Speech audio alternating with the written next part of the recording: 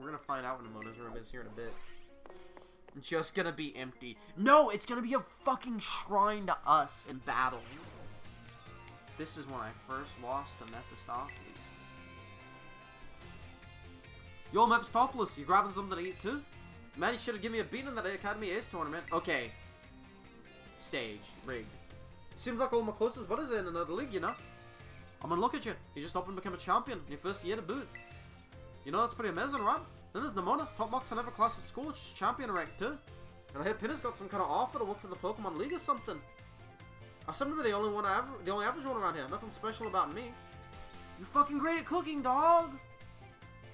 No, I mean, it's just like a hobby, really. I think it was all staged then. I only learned how to do the basics because my mom wasn't around to cook for me. I want to believe the two middle ones were random. Because I would love to give them more credit.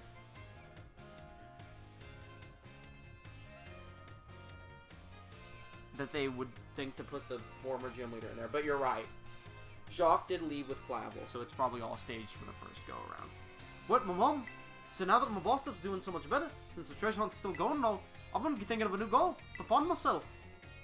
And I guess you've really got to start by knowing where you come from, which means I should learn more about my mom, right? She was a student at the school once, that's what I heard. I'm gonna search the whole school for info about what kind of person she really was. Thanks for the inspiration, little buddy. Fuck, that's... Alright, he's got multiple. At least his scenes are just him. We can blaze through them real quick.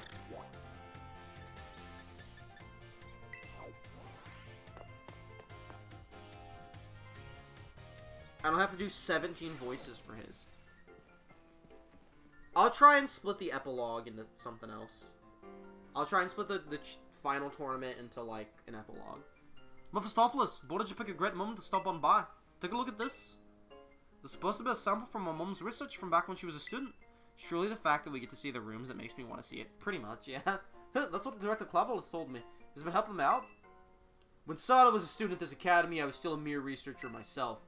Among my peers, it was already being bandied about what that an astoundingly gifted young woman was studying in around her academy. So Shrilla was always amazing, right from the start, huh? Oh, I guess I never really questioned it, but why is the office full of all this equipment? Oh, so you finally noticed, have you? This room was once your mother's research lab. It was? From what I've heard recounted, she apparently would become so absorbed in her research that she hardly ever returned to her dorm room. She spent most nights sleeping here, in fact. I also find myself more at ease surrounded by such research equipment, so I took the liberty of adapting the room to serve as my office. I never knew. All these pieces of my mom's life, they were right in front of me this whole time. I've also been informed I'm not in a huge rush to go pick up the thing I gotta pick up, so we're good to go. I spent so long trying not to think about it that I never noticed it. Like, I will split it with the epilogues into their own things, for separate from the tournament, but we'll finish it in this stream. Thanks for telling me about this, Director Clavel. And Mephistopheles, thanks for being here with me to learn about it, too. Ah, Master Arven, I also intended to explain about these trophies here. Andy is already gone. Rather hard to pin down, isn't he? Off like a flash as soon as some new thought crosses his mind. My dear Sada, I think that son of yours takes after you a very great deal.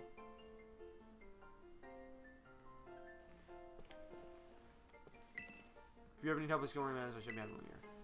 I saw someone say that they were really happy that Director Clavel didn't end up being the main villain. And I think at the end of the day, I extremely agree. I think the Professor twist was much more interesting. Even if I wish the Professor... You said that? I saw someone on Twitter say it too. But we're all based. Everyone's based here.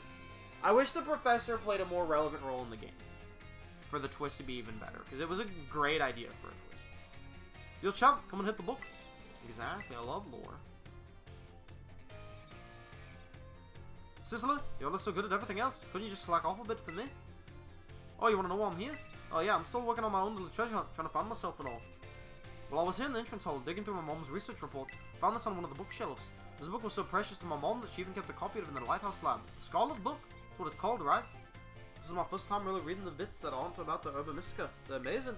I mean, it all sounds super fake, but it's got all these cool pictures and it's real fun to read. Like, look at this entry here. While separated from the research team in the crater's depths, I found a strange entity. Whether it was a Pokemon or even alive at all, I know not. It bore a shell with layers of overlapping hexagons. We read this, I'm reading it again. And gleamed brighter than limestone. Gemstone. Viewed as a whole, it resembled a mysterious, brilliant disc. This has got to be like a DLC legendary. I think it was really after Rose where it just became a point of annoyance, because Rose was like scene 1, everybody knew was the baddie, and then Gamer just never built up to it. Yes, DLC teasing, Game Freak greedy. Text on this page is all smudged and blurry, and every copy of this book I've ever seen. Seems kind of suspicious, right? Of course, the whole book is full of unbelievable stories, the Urban Mystica being one of them, but they turned out to be real. And after everything we saw in Area Zero, well, makes it hard to say in its own exist. Is it a hot take to say that I think the legendaries in this game are the most forgettable ever?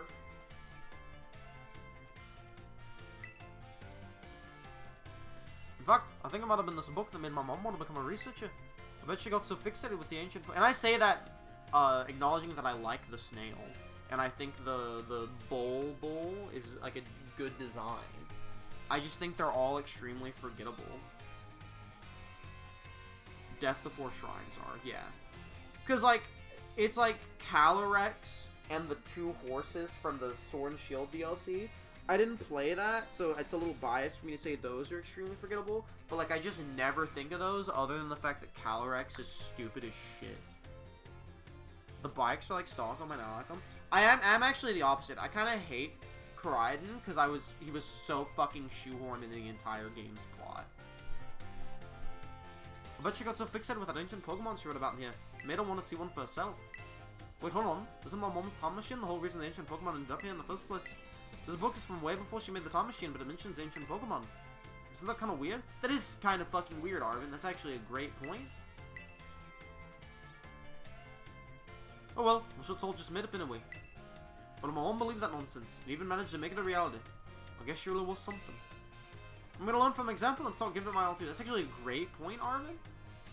I've got something I gotta do now, but I'll see you around, little buddy.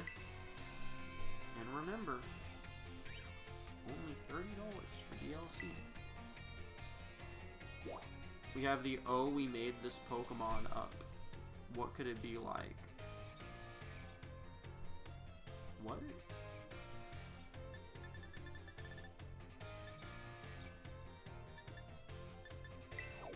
Bro, only 30? I mean, yeah. Sword and Shield, each DLC I think was only like 15 bucks each. Something like that.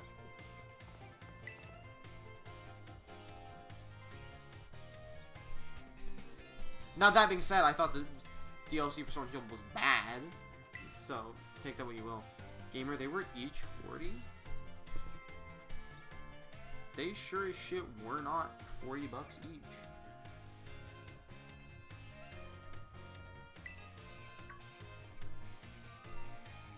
What? Was focusing so hard? Didn't even notice you, bud.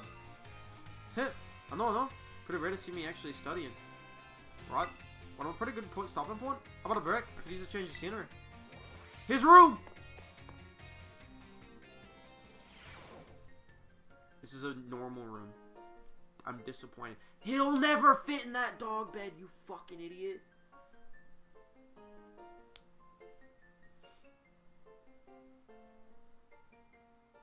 Great photo. What do you think? Welcome to Shez Arven. Well, Shez Arven, I'm a boss diff, really. Really screams Arven. Now, do you remember in the books there's section going, "Oh, our scientists had a dream and thought of this Pokemon." Was that in my book?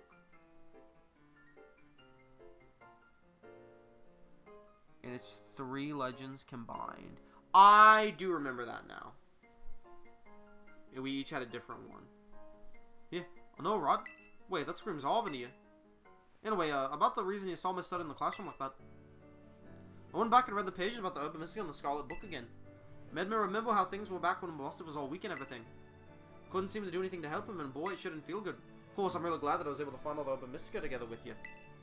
But there's gotta be other people who still suffer in the same way I was back then, worried about the Pokemon that are sick or hurt. So don't laugh, okay?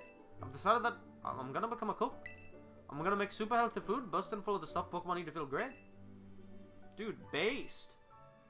Pog! Yeah, thanks. I know I could count on you to be all supportive like that. The culinary world might be a bit different, but I swear, I'm gonna be just as famous as my mom. So I guess I can close the book on my little hunt to find myself. It's time to start a new chapter, one that's all about working toward my new dream. And hey, feel free to stop by my room anytime. My boss Tiff will always be glad to see you.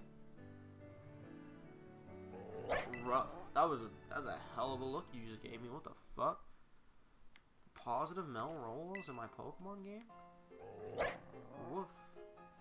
Got a map. I do not disrespect your room. There's just nothing of interest here. Got all these fish and